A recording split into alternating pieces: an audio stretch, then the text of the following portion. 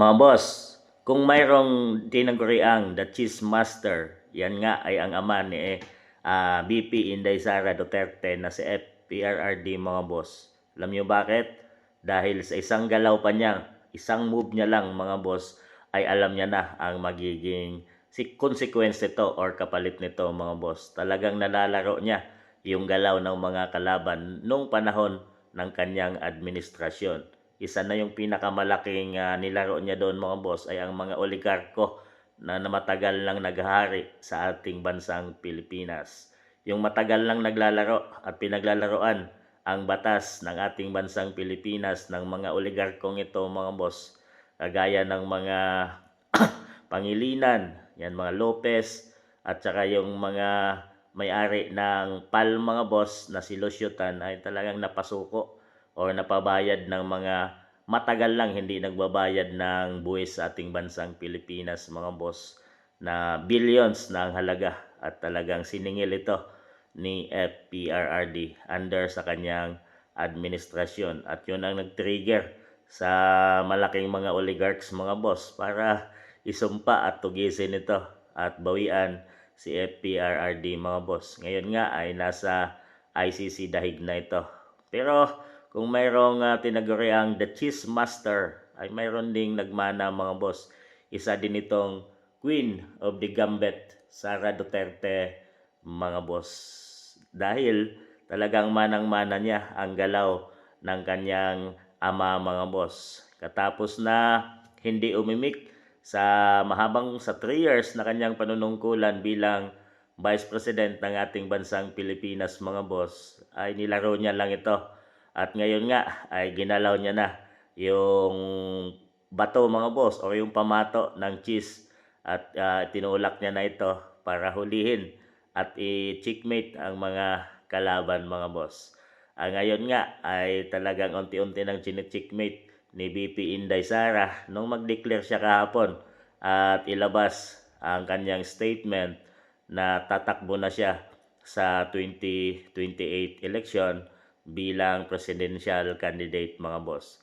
Matagal lang usap-usapan din na talagang siya yung pinakamalakas na pambato at di kayang talunin sa 2028 election.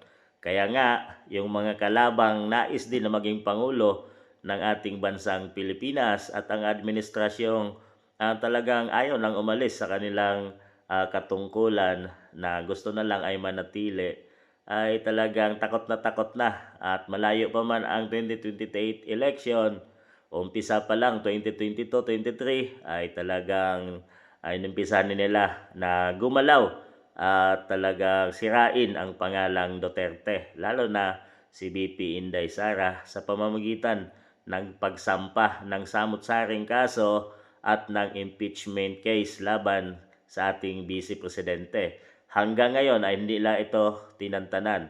So mga boss, at talagang nilaro lang sila ni BP Inday dahil si BP Inday nga ay may talinong mana sa kanyang ama at isa itong abogada mga boss at hindi mo ito kaya at basta-basta dahil ang bawat galaw mo ay talagang napag-aralan niya na at hindi lang ito talagang nagpapakita at nananahimik lang ito pero mayroon itong sariling galaw at talagang takot ang kalaban pag siya na ang gumalaw at natataranta ang lahat, lalo na ang Malacanang.